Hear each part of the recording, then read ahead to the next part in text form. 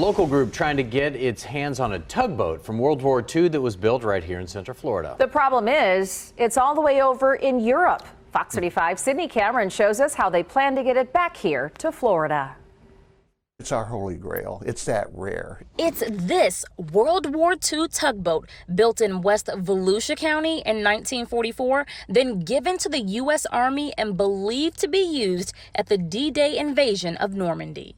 Discovered half a dozen still existed around the world, and yet this is the only one that still has the original engine, and the original superstructure is largely intact. But it's stuck nearly 5,000 miles away in Sweden, says history buff Daniel Friend. A couple owns it, but because of the pandemic, they're looking to part with it. Now Friend, who's president of the nonprofit DeLand Historic Trust Incorporated, wants to bring ST479 home after 77 years. This is the last of only 29 tugboats built on Lake Beresford during World War II by people in West Volusia and the DeLand area. The U.S. Army used tugboats built on U.S. coastal towns during World War II to move loads all over the world. If the nonprofit can get the tugboat to make the voyage from Sweden to Volusia County, they want to put it along the St. Johns River, either at Edstone Park or here at Lake Monroe Park. It will be part of a World War II monument to honor the 44 West Volusia service members killed during World War II. We're getting strong donations from the community. We need more. We need corporate support. If the nonprofit can't reach its goal, Friend says they will return any check donations over $100, but he's hoping he won't have to. Sydney Cameron, Fox 35 News.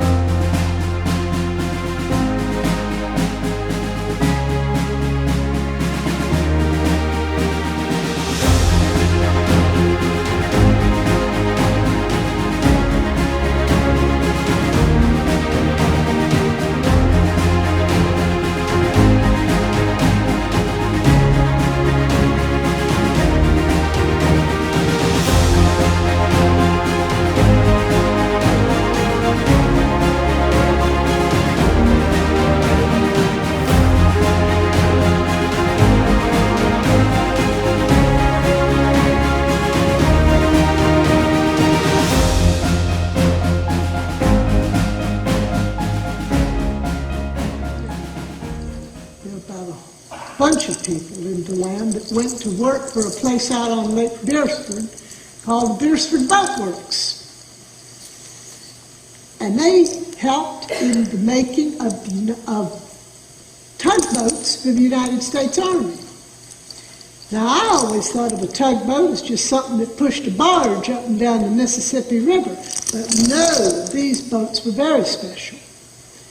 These boats were used by the United States Army in critical ways for the war effort. They salvaged, they towed, they rescued, they patrolled, and when necessary, they fought. And we've got the man here tonight who was the manager of the boat works to tell you all about it. I would like to bring out Mr. B.D. Olson. Mr. Olson. Good evening. I'm B.D. Olson. Welcome to the Beresford Boat Works. Today is VJ Day. Finally, the war's over. That's not all I'm here to talk to you about tonight. I'm happy as hell, just like everyone else, that this damn war is finally over. But I also know that the Army will soon cancel its contract with the American Manufacturing Corp Marine Division. But I'm here to let you know I plan to open a new company that will build boats and other products right here on Lake Beresford. I think I'll call it the Olson Corporation just to keep it simple. So a company founded during the war will continue on. And that's a good thing for the DeLand area. Now, the other things I'd like to explain to you are probably still classified by the Army. Can you keep a secret? Can I trust you? Okay. All right. Well, here's how it started. Just after Pearl Harbor, we began talking about building tugboats on Lake Beresford. And the AMC people wanted to have a place near Orlando to build inexpensive steel-hulled boats. And Lake Beresford was an ideal candidate because of the good workforce in DeLand. I agreed to be the operations manager because I had a lot of experience with steel-hulled boats, and I had a marine operation in Jacksonville. There was just one problem. Lake Beresford's shallow, even in the main channel. So the diesel engines would need to be mounted on the boats after they made the trip to Jacksonville. And that was okay with me because it was easy to float them down the river. The only thing we had to do is turn the boat sideways in Lake Beresford because of the shallow water. Now, there's nothing wrong with a steel-hulled boat. They'll be around for probably 100 years, long after wooden boats will be gone.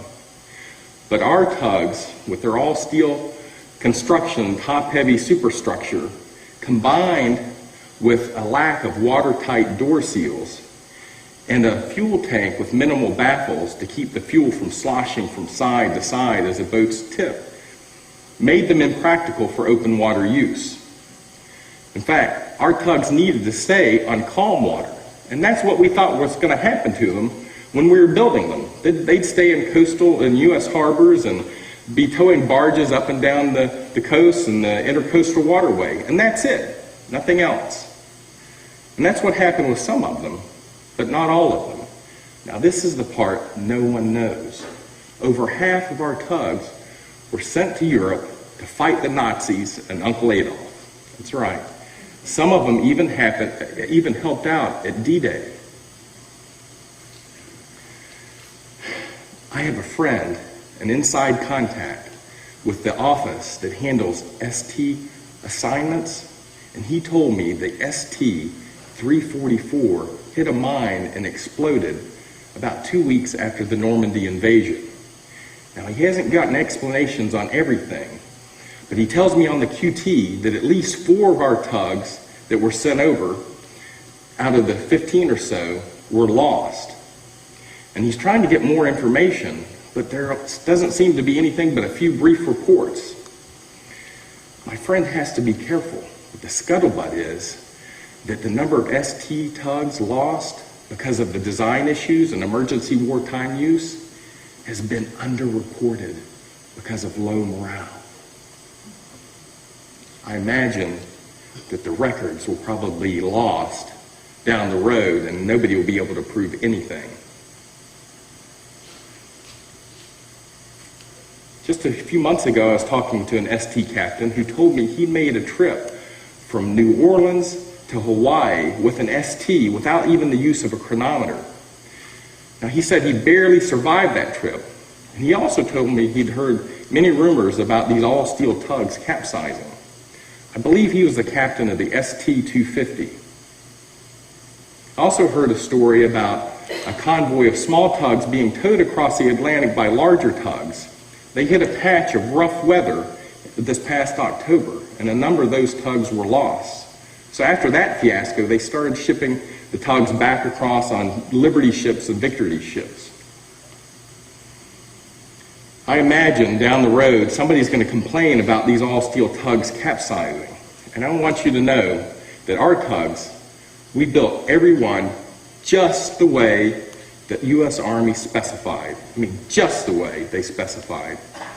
But what does the Army know about building boats anyway? We received last year the E Award, which is given to Army and Navy contractors for speedy and quality production. Only 5% of federal contractors receive that award. Well, I hope you can remember some of this tug history, but just be sure to keep it secret for a little while, okay? Thank you.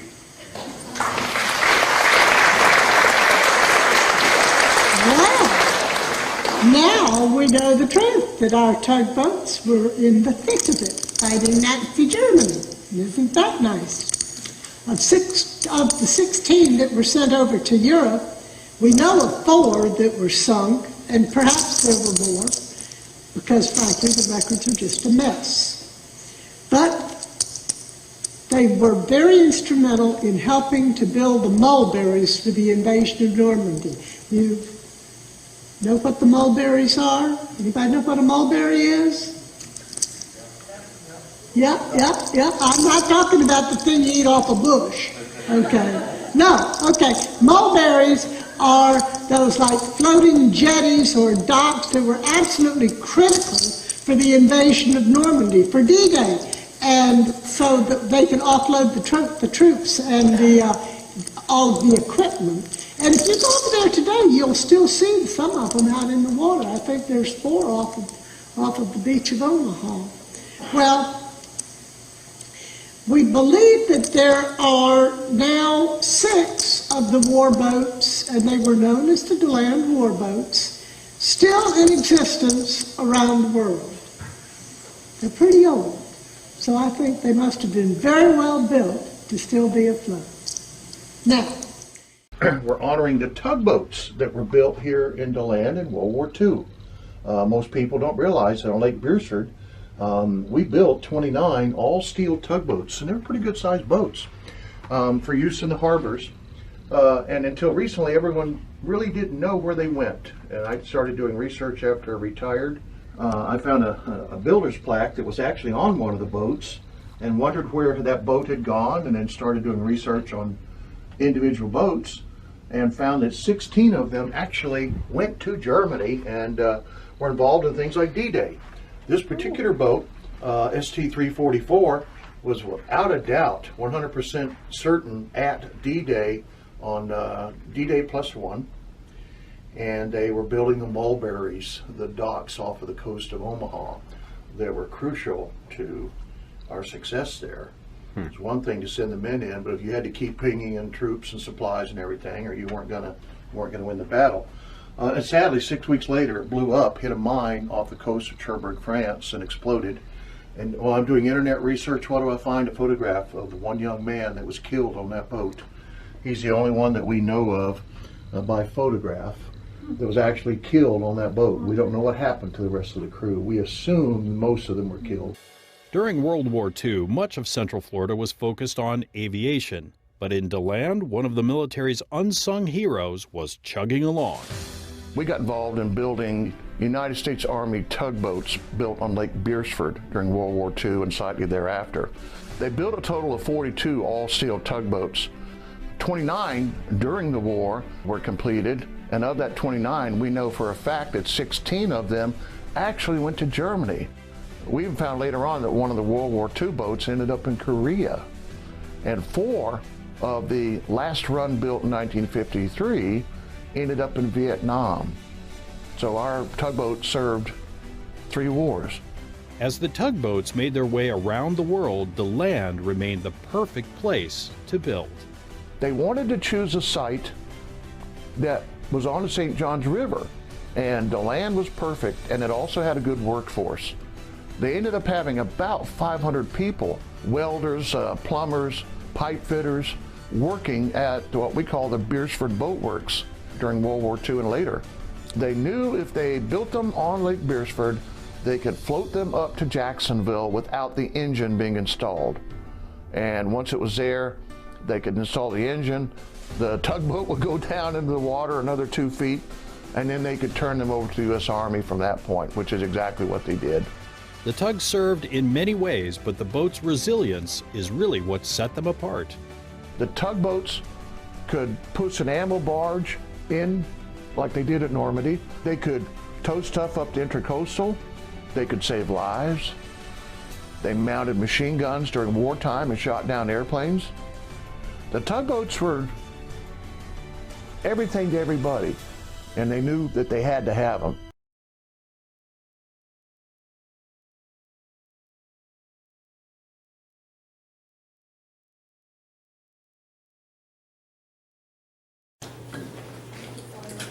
Okay, tonight's guest speaker is Dan Friend. Let me give you just a little bit of bio about him. Dan is a native of DeLand.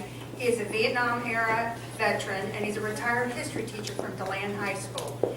He's also the president of the DeLand Army Tugboat Preservation Group Incorporation. Thank you, Melissa.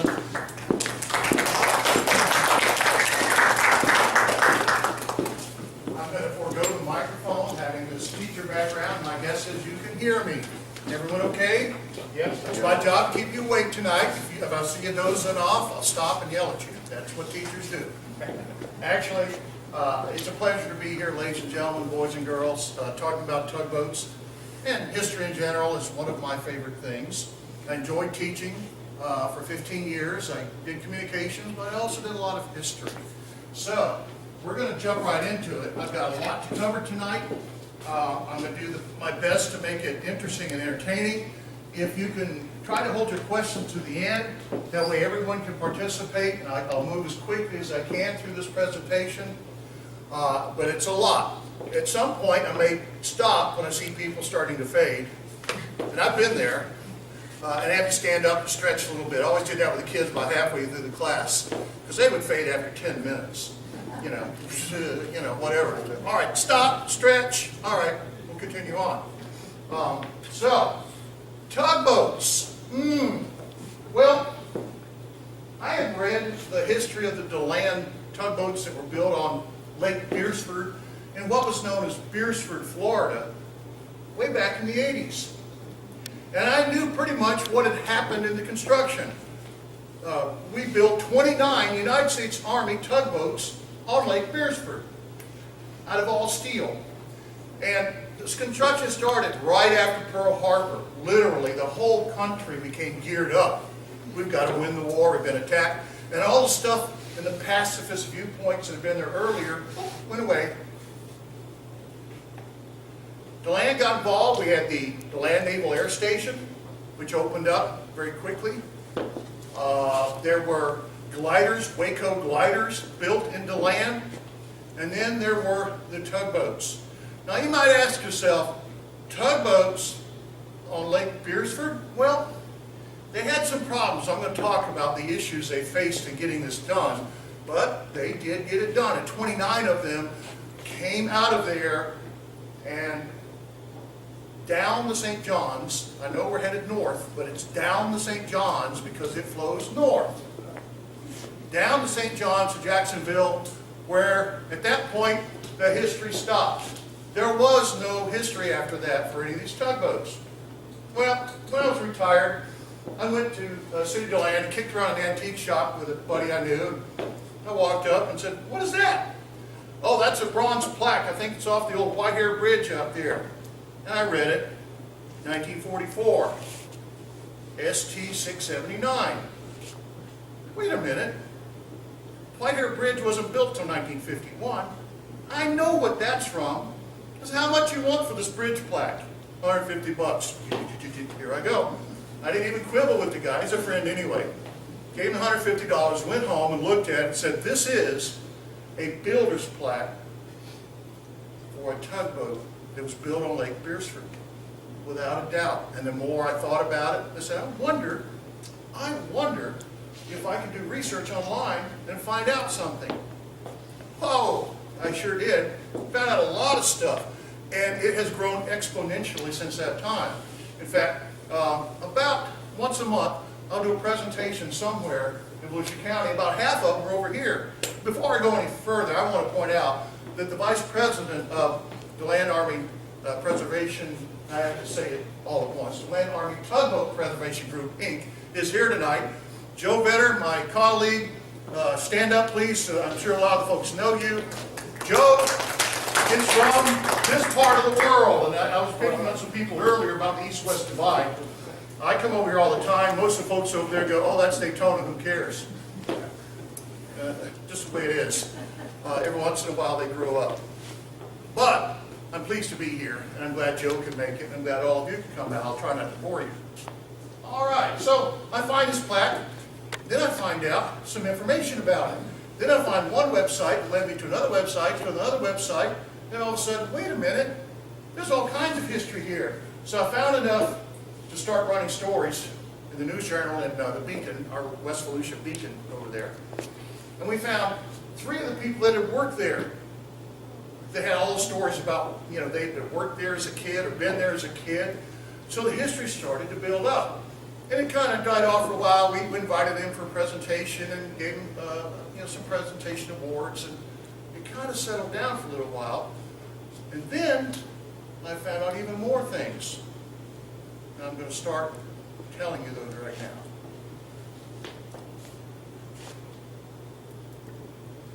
This is our board of directors. The dog is our MVP.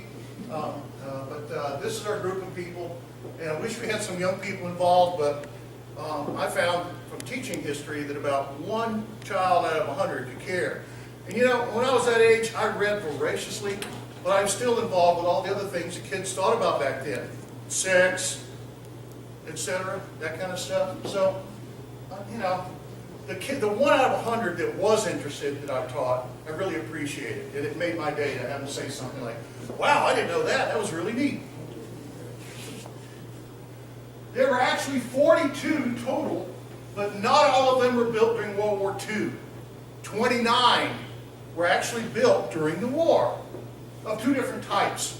But of those 29, I have verified without a doubt that 16 of them went to Europe and fought in the war. They're actively involved. Wow, over half of them went over there. So that was an amazing thing to verify. We call these war tugs. I'll give you a little bit of detail about that in a minute.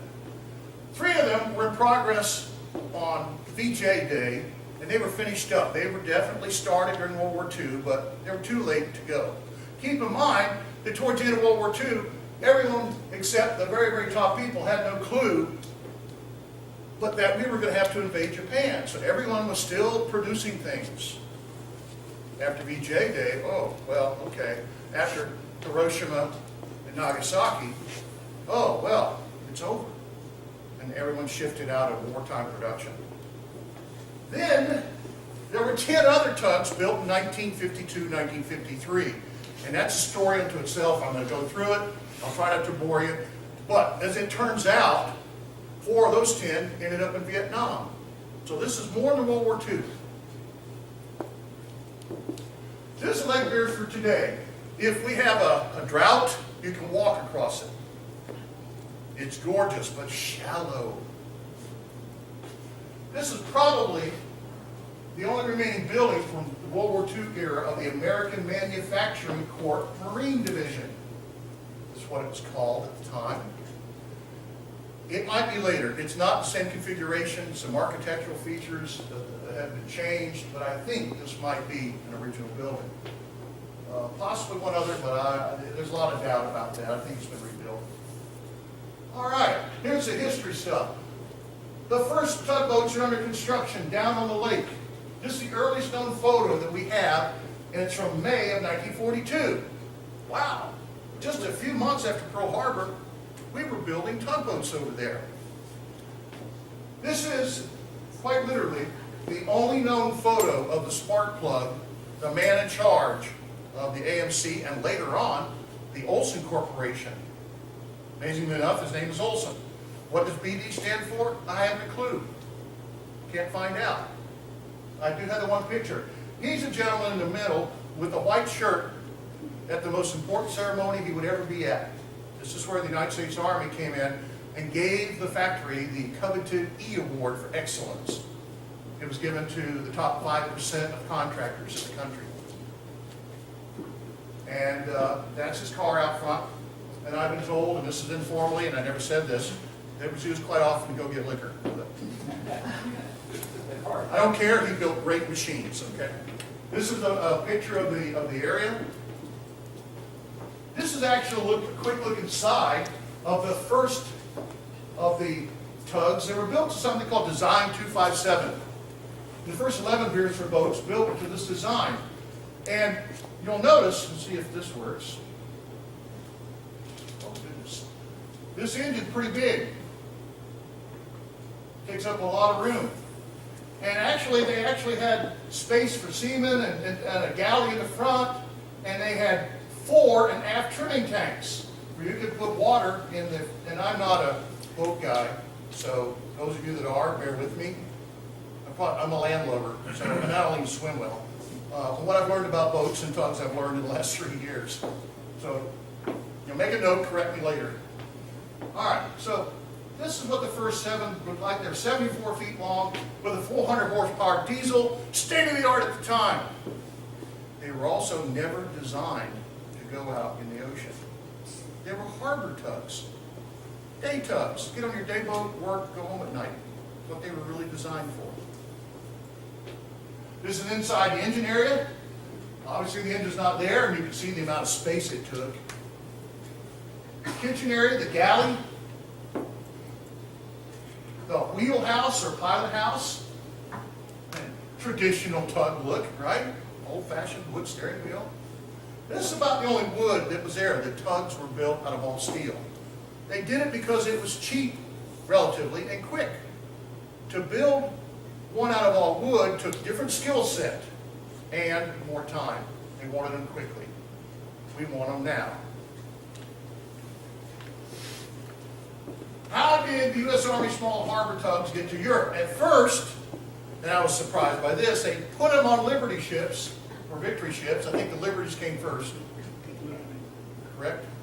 Okay, thank you. I knew somebody would know. And there they are, 2 of them, at the very rear of the boat. Had to put 2, keep it stable. I guess they could have gone 1, but if they, they could get 2 back there. Is it possible some tugs were lost as these ships were sunk by U-boats in 42 and 43? Without a doubt.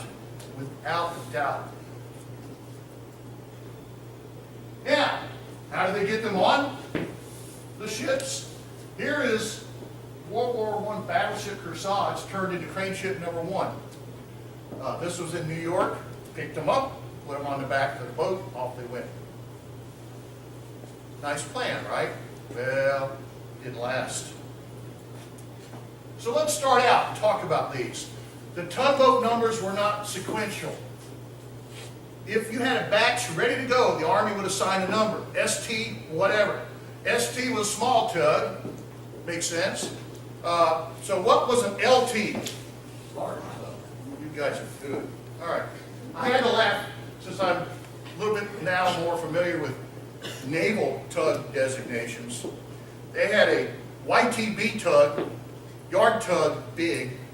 They had a YTM, yard tug middle, and they had a YTL, yard tug little.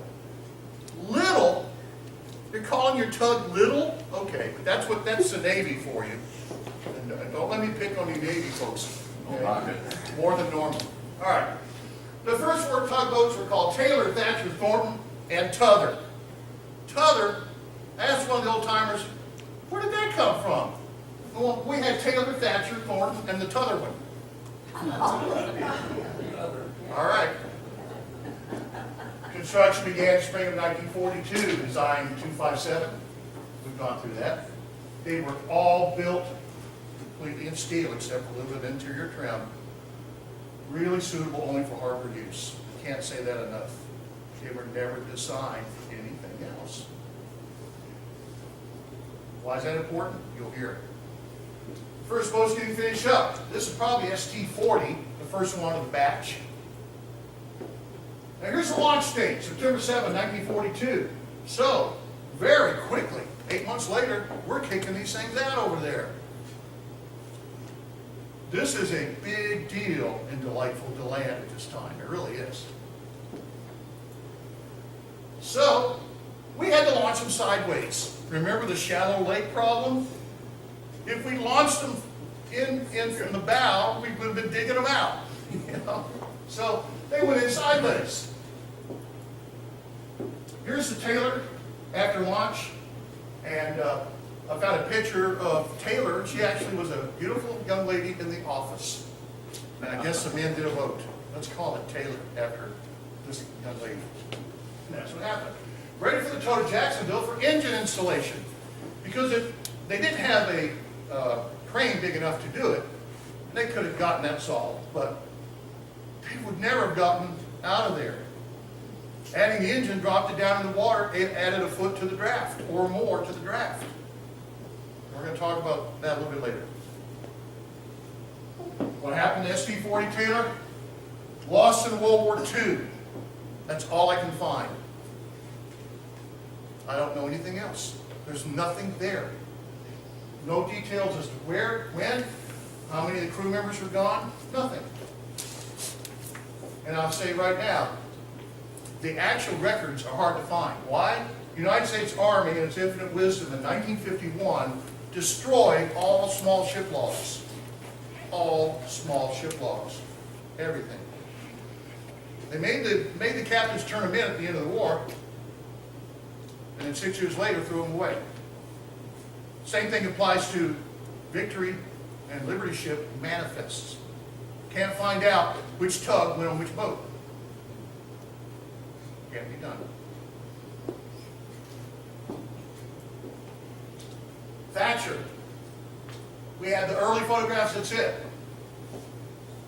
We don't know what happened to it at all. Totally gone. Disappeared from history. But we did verify with a lot of work, because I did find a good record from the Pacific Theater. Not a single one of these early boats went to the Pacific. One of the later ones did, but none of these did. Here's another shot, and I'm not sure how they did this, on top of a crane, I would think, or, you know, very tall palm tree. Once again, November 43. There's a chance it's building on the right's there, but it's been totally redone. Kind of like the story about, this is my father's axe, the head's been replaced 4 times, and the shaft 6 times. It's still my father's axe. Right? You heard that? Well, now you have it, yeah. ST42, wonderful photographs. We've got photographs, this one and several others are big enough to make posters out of, and we have for the museum yet to be. And Rick and I are going to compare notes on which one of us gets a real, where'd Rick go? There he is, a real museum first. Once again, 42 went to the Army, disappeared. Have no idea where it went. Could have been a war tug? Who knows? We know 40 was. 42, 41, disappeared. 43, t'other, apparently later known as Mars, was delivered and survived World War II to live a long commercial life in Portugal. Wasn't scrapped until 1997. And when I say scrapped, that doesn't necessarily mean it's gone. In many cases, scrapped or deleted from the register means it's out of the military, sold off, used for other purposes. So there could be a lot more of these out there that we haven't run down yet. Here she is, serving in Portugal in commercial trim. The next four, 341, 342, 343, 344, they were all war tugs. Every one of those four went over. This photo was taken September 30th, 1943. Do I know which one is which? No, but the date tells me which four they are. SC-341 was a war tug, survived World War II, ended up in Venezuela. It's probably still there, more or less. On the bottom right, you can see what's happened to her. She's just an old workhorse, may still be around. Everything's been changed, the upper superstructure, additional steel around the sides. Forlorn, and Venezuela is not going to donate it to us, even if we had a way to get her back, which we don't. Here's ST-342, known as the Normandy. Was she actually at Normandy? Maybe, possibly, can't prove it. But functional, usable, yeah. Once again, Finland. ST-343, Famine, converted to a pleasure craft. Really kind of looks neat. She was in the Finnish military, still today in Turku, Finland. 344, our most heroic boat. Without a doubt, was at D-Day +1. Mentioned several times in the archives and in an official story written by a guy named Stanton, Commander Stanton, about Task Force 128. Helped build the mulberries at Omaha. Probably helped save people on December 7 when a troop ship, 2,500 soldiers, got hit a mine. And the tugs performed heroic actions. They weren't just building things. They saved people's lives. Not just our tugs, lots of tugs in World War II. 6 weeks later, July 20th, 1944, she hit a mine. And it's gone. I have information on one person that was on that boat. We don't know what happened to the rest. But I can tell you, having recently been down below decks of World War II here at Tug, you can't get out of there. And they're gone in 2 minutes. They're all steel.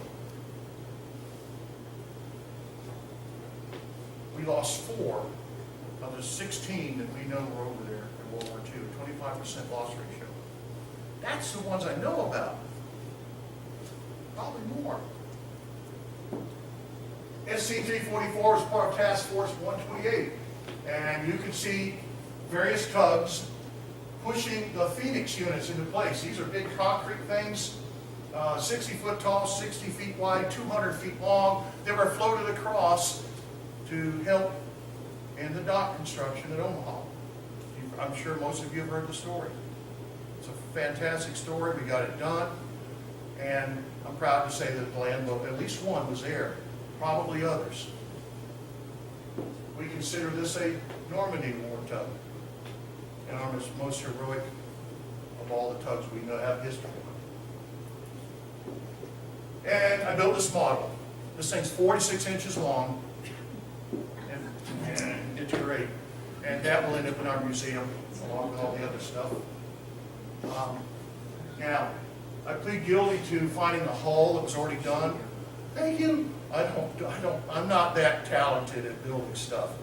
But it was far enough along that I looked at it and said, you know, I can finish this. And I did. So, by the way, this guy here is saying, Captain, Captain, there's a mine here, Captain.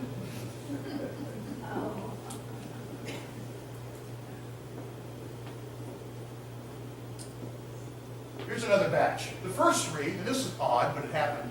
The first 3 were built to 257 design, and then they built to a new design, 86 feet long, 650 horsepower. Wow. A little bigger, a little bit more powerful. Still all steel, still unstable, still top heavy.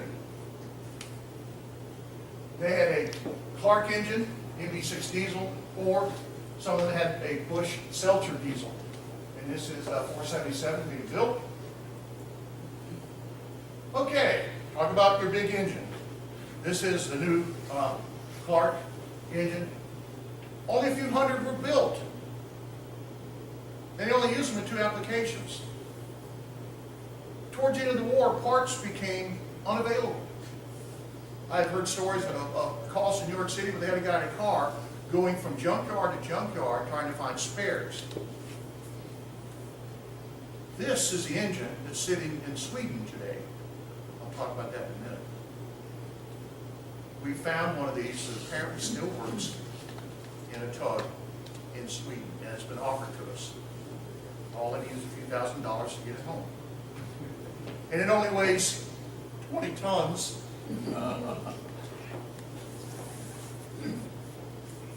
Let's talk about Joe Richards and his book, Tug of War. Now, this is a short book. It's a fascinating story.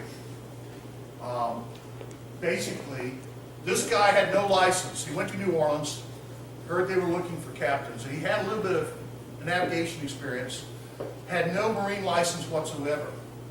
And he's being interviewed for the job to be master of this thing and to take it in the open ocean, basically unescorted, all the way from New Orleans, all the way to the Panama Canal, all the way back up to LA, and then to Hawaii. And he listened to the guy and basically said, "Can I have a chronometer?" "No, we can't afford that." And then the officer started looking at his background and said, "Well, you don't have a lot of qualifications." And he basically said, "Is there a line over here behind me? How many fools do you think you're going to talk to in one day? Sign here." So off he went. He details throughout the book the incredible instability of these all-steel STs and lays out, basically, a conspiracy theory. Now, I've been hammered over this, and I said, look, I'm not saying this, read the book. He lays out the idea that many more STs were lost and never reported due to wartime secrecy. Now, I know our government would not keep something from us, ever. So, I think he didn't know what he was talking about. But if you believe him, or consider it possible, there is some logic and a little bit of evidence. Now, this is ST474. This crew photo was taken in Cherbourg, France in early 1945. And I've got information because this was sent to me totally by accident from a lady who wanted me to enter some information on another tug. And she said, "Oh, by the way, he was on this tug as well." And I went, "Oh, it's a DeLand boat." Now, I got all this contacts, and I'm still getting contacts because I have a website where I've decided to list the history of all U.S. Army STs from World War II to Vietnam. And if you've got about a week, you'd like to read World War II and history, go on my website. Everything can be pulled down, or you can read it right there on the site about all United States Army STs, and of course about everything I'm telling you tonight, and then some, because I do not have the time to go through all this. You guys would be skeletons if I tried. You'd be gone. So here's this marvelous crew photograph of ST474. And the contact was because of the sinking of ST75 off the Channel Islands off the coast of France that were taken over by the Germans very early. And a whole bunch of tugs got lost out, got too close, got hit with artillery, and went down. He survived and ended up on this tug. And this was just sent to me totally by accident. Funny how things work. This gets better. About 6 months ago, I was contacted by a lady who had seen the website and said, "Oh, my father was master of ST474. I said, "You're kidding me." And I said, "Well, when I get the time, I'll send you all the photographs and history." And she did, and he was. They rotated crews. Even at the same time frame, there was 2 crews on these tugboats, in some cases 3. And if they had trouble with any of the crews, they would replace them with a whole new group. So there were crews constantly being rotated in. And the crews, I hate to use the word motley crew, but some of them were heroic, some of them were not so heroic. In fact, at one point, Commander Stanton, in his report on Task Force 128, says when they were in England getting ready for D-Day, they literally had patrol boats around the tugboats to keep people from deserting. Well, keep in mind, most of these people weren't military. They signed a contract to work, and they wouldn't let them leave. That's what happens in war sometimes. There were Army people, Coast Guard people, Naval Reserve people, merchant mariners, and civilians. And all these tugs, all mixed up. This was primarily Army, except look at the picture in the upper right-hand corner. And this was astonishing to me. German prisoners. They were looking for warm bodies at that time. These guys look like they're having a heck of a good time. They probably were compared to where they had been when it gets right down to it. And the bottom's a tire up at Cherbourg Harbor. Now I'm going to tell you a sad story. When I got the transcript of some of his letters, this boat, he went to Cherbourg, France on July 18th, 1944. It was there when ST-344 was sunk by the mine. He knew someone on that boat. He picked up the body and brought it back. How strange is that? I don't know the man's name who was killed. He was a warrant officer. That's all he says in the letter. I picked up my warrant officer friend and brought him home. Pretty emotional stuff. Now, SC-476 is 475, by the way, I skipped a number. Have no idea what happened to it. No photo. 476 is the Perma. This was a war tug as well. Oh, it's in Finland. So there are 3 boats in Finland. And this one's not too bad a shape. Here are the first of the Design 327 series being built in DeLand. Here's an exterior shot. This became very popular. They built 186 of this design during the war by contractors all over the country. There was only one other firm that was inland, and they were on the Mississippi River. Everyone else was along the coast, as far as I can tell. Here's SC-477 on Lake Beresford. Very possible war tug, went to France in 1948. I say possible because even though it was in France, it might have been sold off in America and gone there after the World War. I can't tell. So I'm not going to make a statement I can't verify. Saudi Arabia got it, 51, who knows. But what's interesting is the machine gun up here. That's a 50 caliber Mongoose M2 machine gun. These boats, the Design 327 boats, were designed for 2 machine guns to be installed on the top of the wheelhouse. Now, ladies and gentlemen, that did not help the stability issue at all. And I need to mention that going back to the story about the captain who went from New Orleans all the way out to Hawaii, and that's a story you really ought to read.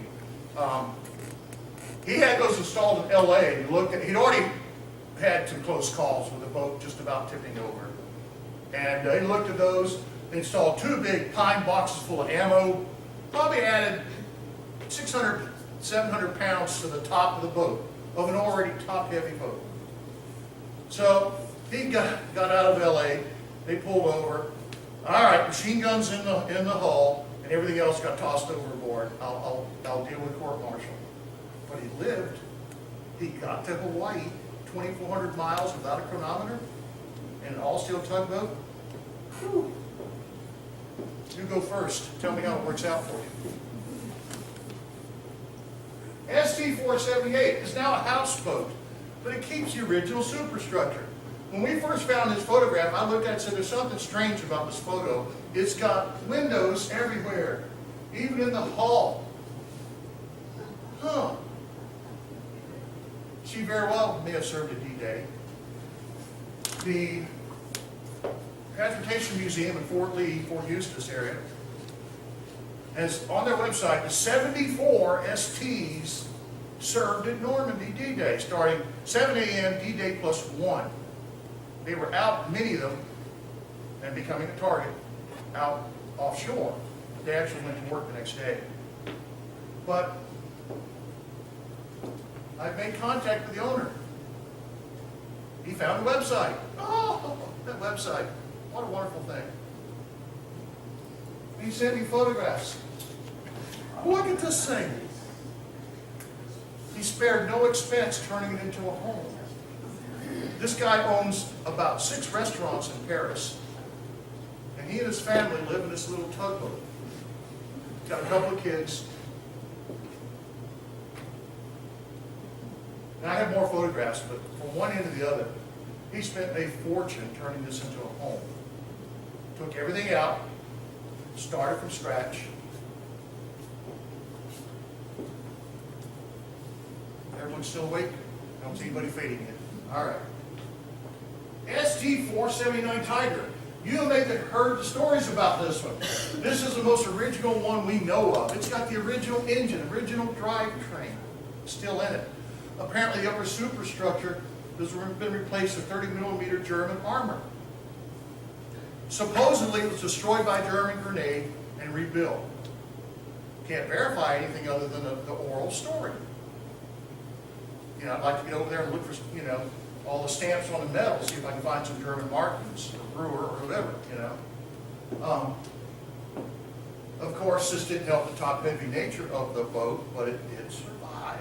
This is a boat that you probably heard about or read about in the papers. I was contacted by the marine architect involved with this. His lady friend owns a boat, and they were embarking on a $1 million refurbishment to turn it into a luxury yacht. And immediately, I emailed him back and said, and I talked to him on the phone too, I said, why are you doing this? What? You know, $1 million to buy a nice boat today. And I had to leave it because he offered us the drivetrain, the original engine, the propeller, all the stuff below decks. They're going to rip it all out. For the last year, no contact, haven't heard from him. No response to my emails. And he finally emailed me not 2 days ago, you're the first to hear of this, and said, okay, we've got the boat up here 300 kilometers north of not Copenhagen, yeah. Where in Sweden is, what's the capital of Sweden? I'm sorry. Thank you. Brain fart, we're getting old. Stockholm. He's got another place up there, and they're going to move ahead with this. Okay, fine. And quite frankly, even if they donated it, how would we get it back? Another issue altogether. But I priced a big old 40-foot container, which will take 40,000 pounds, and for $5,000, we can get it back. Not as much as I thought. So if it works out that the project doesn't interfere with other things that we'll talk about a little bit later, we will try to do that, because those things we can get back to the land and can save for posterity. An original engine, propeller, and drivetrain from World War II DeLand warboat. Wow. To me, that's exciting. Probably the only one that runs left in the world. Yeah, we probably have to put it outside, which means it's not going to run very long. Nevertheless, it's a static display. Doesn't cost a lot of money to keep it up. We'll try to do it. Definitely in Europe, probably a D-Day. The Heritage says it was. Can't verify it yet. If it still runs right now, and he said it would, it's the only one left in the world to do so. All right, got a few stories for you. These are not DeLand stories, but they're entertaining nevertheless. ST479 Tiger Pacific. This particular boat is a different design altogether. And keep in mind, U.S. Army commandeered boats, built all kinds of stuff. They had a motley group of different boats. This one was in the Pacific. And they were around Mindanao in the Philippines. And, you know, they had a 9-foot draft, so they couldn't really get close to shore. They're out on the end of a pier. Well, here come the Japanese bombers. So they were targets. They were getting strafed all the time, and they only had their 250 calibers. So this captain went to the maintenance department and said, we need more guns. So they gave him 3 more. So this tug had 5 50 calibers on board and proceeded to shoot down 3 bombers. The only ST tug to have battle scars on their funnel. Pretty incredible story. And I read the actual letter where the captain sends a letter to everybody and tells them what happened, and it's really interesting. ST479 Once again, I'm not sure the type. Small tugboat though, they were all small. In a book written by Gerald Reminick about the tugboats at D-Day, he talks about, at one point, the C-47s were coming across towing gliders, Waco gliders. And he said they must have had engine trouble or cold feet. I'm not making a judgment, just making a statement. They released early, so a lot of the gliders went straight into the water. At one point, they had saved more men, and they had no room on their tug for another human being. That's how many people this tugboat pulled out of the water. ST saved lives. Third story, the mystery ST of D-Day. This is a great one. This is in Commander Stanton's story about Task Force 128. They're all ready to go, and okay, we're going to be there in time to start D-Day +1. They start to come across, and he's on his boat with his binoculars looking back, and he starts counting ships. He's supposed to have 9 STs, including ST-344. He counts 10. So, they get on the flasher and communicate back to the commander in charge of the tugboats themselves. So why are there 10 tugs out there? And the guy literally took his boat up where he could yell across to the commander. Well, it's like this, Commander. Those boys wanted to come along, so I painted over the numbers and put new numbers on it. The Army will never figure it out. And he drifted back into column again. Not wanting to hear what the commander had to say about that little bit. But Commander Stanton gave him a one-word response, understood, and never said anything else about it. Those people were heroic, and they didn't want to be left out. Okay. Now, this is part of the other story. This is why it gets really strange. Commander Stanton states that an ST was lost at D-Day. There's no record of it, other than in his narrative. Was that the mystery tug? I don't know. ST-247 hit some of the underwater obstructions coming in and made it to the beach. Stayed there 3 days while they repaired the hull. Is that the one he was talking about? Well, he probably would have seen that. So I'm not sure it's possible, but it's just one of those many, many mysteries around all of these tugboats. The Edward J. Moran was a sub-chaser. By accident. They were working the waters between the United States and Cuba, and some of the other warboats around them started flashing information. There's a U-boat in the area. They ran over it and helped sink it. Accidentally came across the conning tower and were giving partial credit for sinking the submarine. How strange is that? All right, enough of the general ST stories, but those are the fun ones. Another batch, ST-672, 679. And The Ordeal of Convoy New York 119 by Charles Dana Gibson. This book's about $20 on Amazon or eBay. This batch of 8 tugs were produced between May and June of 1944. 2 of them capsized. These are 2 of the 4. And were lost in the North Atlantic in September of 1944. 676 and 677 actually survived, and they're the ones that should have gone down in this convoy. Notice how this boat is kind of getting ready to flip over. 60-foot waves. Now, when they started out, they did one of these things in the summer. What were they doing? Towing them at 200-foot intervals behind an LT. In some cases, 4 in a row, 200-foot intervals. They didn't have enough gas to go across on their own. And somebody said, well, that's how we'll do it. We'll save the space on the Victory ships and tow these things over. Now, can you imagine being a crewman volunteering for this? And they had between 10 and 12 on these tugs as they went across. Once they left, they averaged about 5.5 knots. 5.5 knots, you can walk faster than that. Took them about a month. Typical slow convoy took 2 weeks. Fast convoy could do it in 8 or 9 days. 3 STs flipped over. You're in a line, you get in a wave, the line goes askew, you go one side or the other, and when it tightens up, it pulls you over. The only reason our tug survived this is because the commander got a weather report, it's going to get worse. We're all dead. And there's an extraordinary story that goes with this. They were all destroyer escorts. That was the biggest thing out there. One of them started to crack in half. And they knew they were all going to die. But they had welding gear on board, and they were highly motivated. So they went up and welded everything up and survived.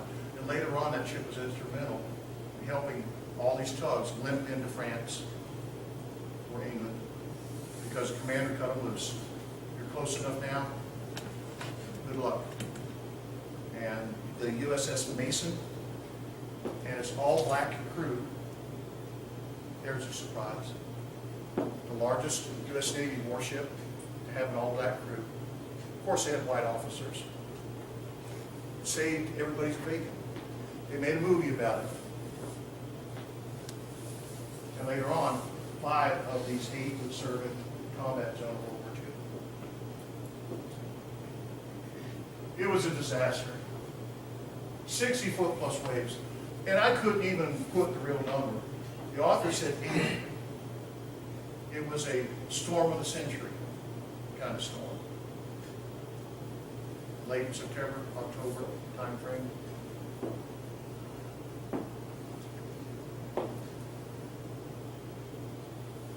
This is one of the ones that capsized. We have no idea where.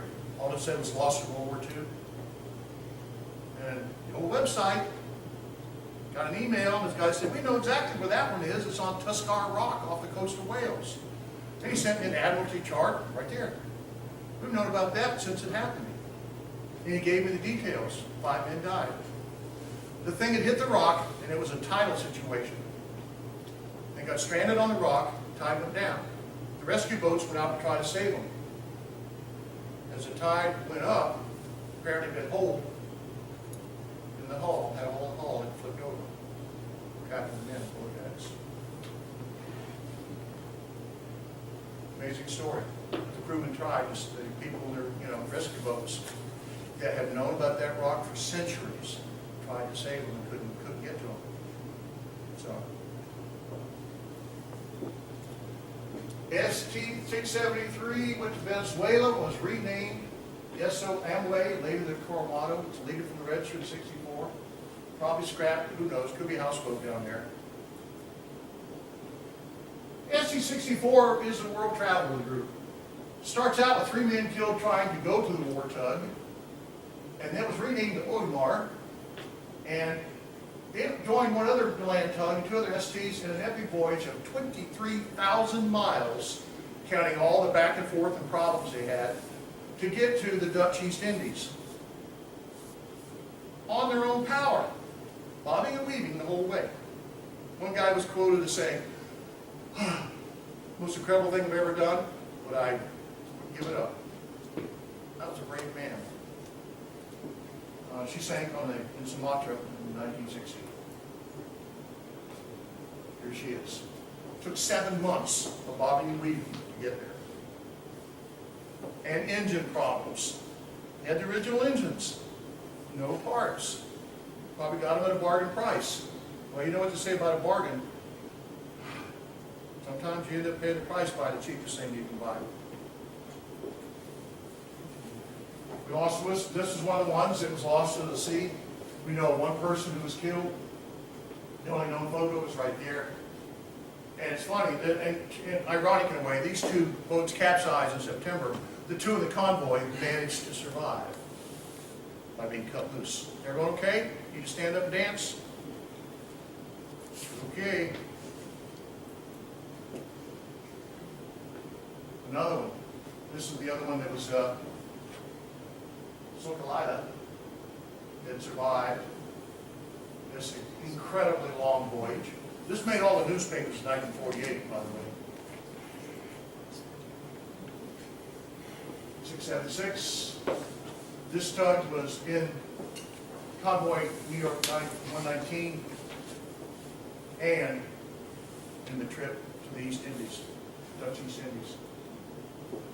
677 went on to Greece and Italy to provide service, and it was sold off and scrapped in 1994. There's an actual shot of it in that convoy. This one is up in Rhode Island somewhere in that area. She was converted into a houseboat. I have no idea where.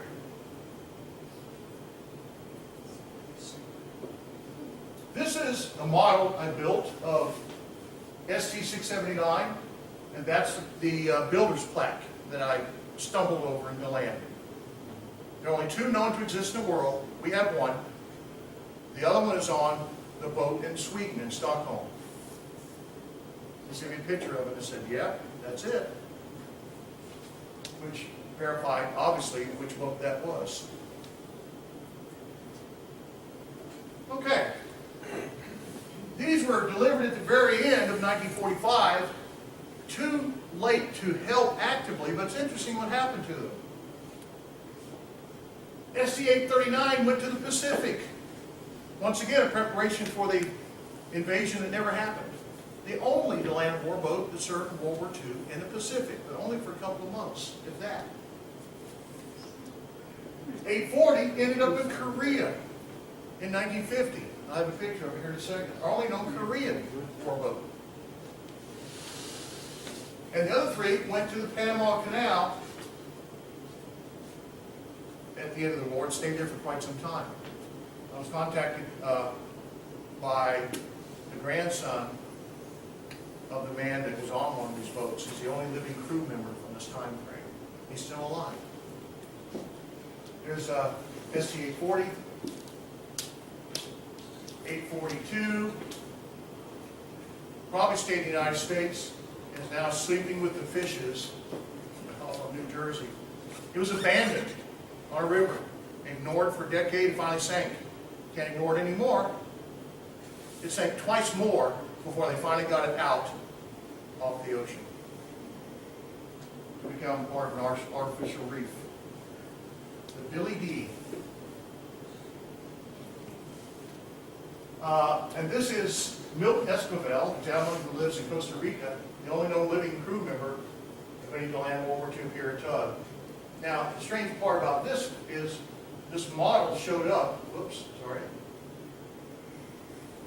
This model, ST-845, showed up at a Charleston flea market. And man emailed me, sent me a picture. So I found this in Charleston flea market. Would you like to have it for $35? Yeah. Somebody built it. We don't know who. Crew member, loved the boat, built this model. All hand built. And we have it for our collection. He actually served in all three boats. He rotated around as an engineer. He's got to be 88 today. Here's just on the bottom right is a picture when he served in the Army, United States Army.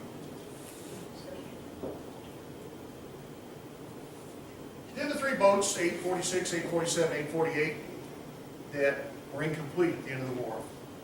They ended up going to nationalist China, then known as Formosa, the UN in Tunisia.